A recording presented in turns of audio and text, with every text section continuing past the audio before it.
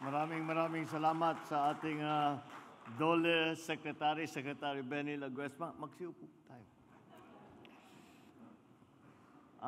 Kasama rin natin dito ang DICT na Secretary, Secretary Henry Aguda.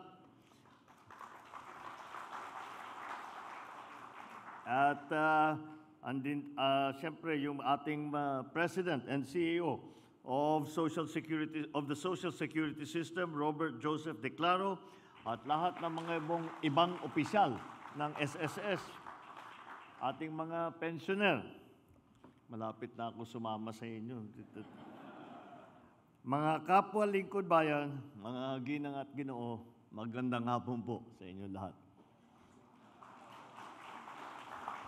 Today, we celebrate the Social Security System, or SSS, 68th year of service. Magkaedad kami ng SSS.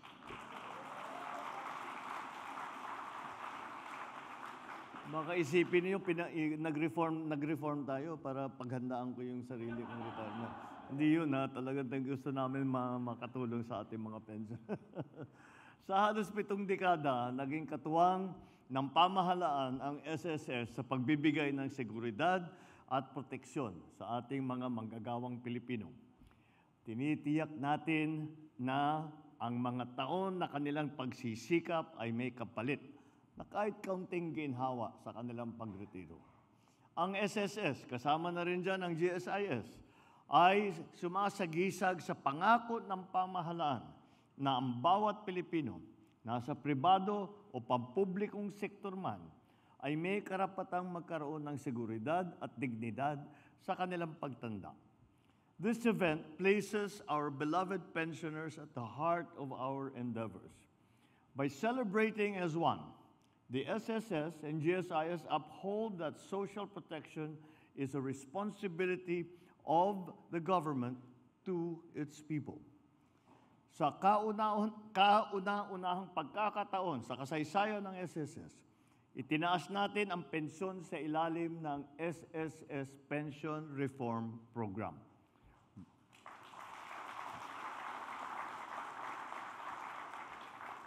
Kailangan natin gawin ito bilang pasasalamat sa ating mga kababayan na buong buhay na naglilingkod, nagtatrabaho para sa ating bansa. Simula nung unang araw ng Setyembre ng taong ito, itinaas na natin ang inyong buwanang pensyon. At taon-taon, ito'y tataas hanggang 2027 na walang dagdag na kontribusyon mula sa mga miyembro ng SSS.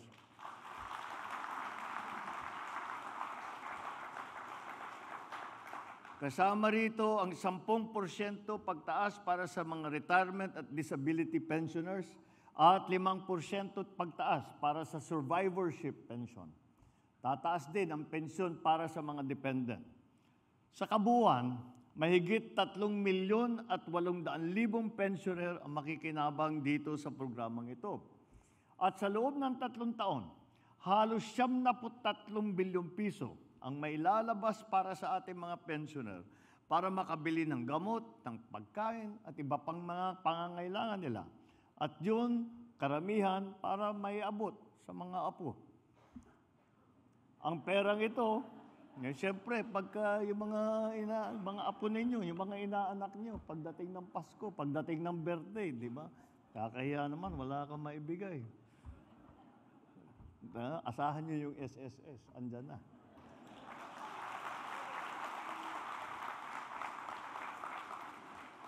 Ang perang ito rin ay makakadagdag sa sigla ng ating ekonomiya.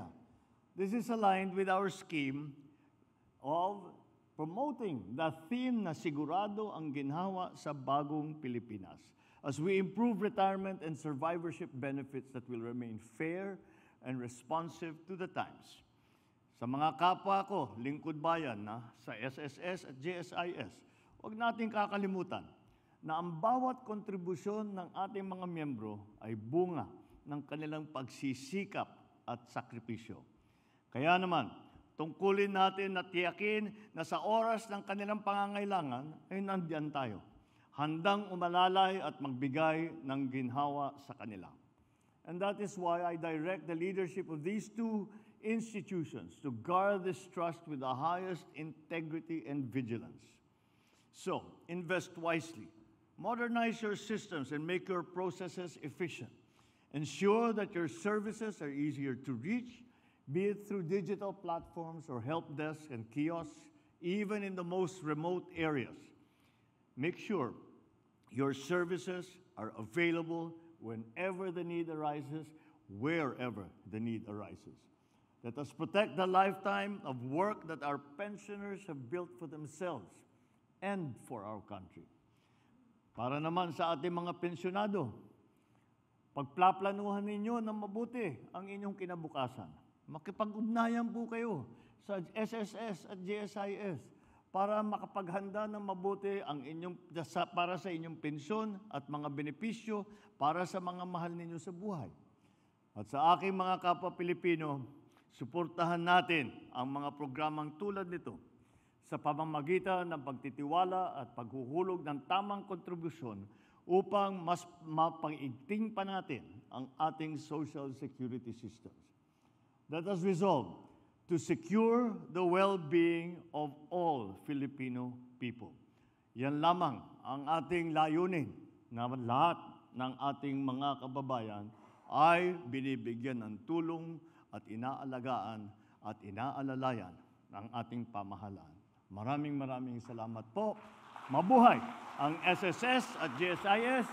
Mabuhay ang ating mga pensyonado. Mabuhay ang bagong Pilipinas.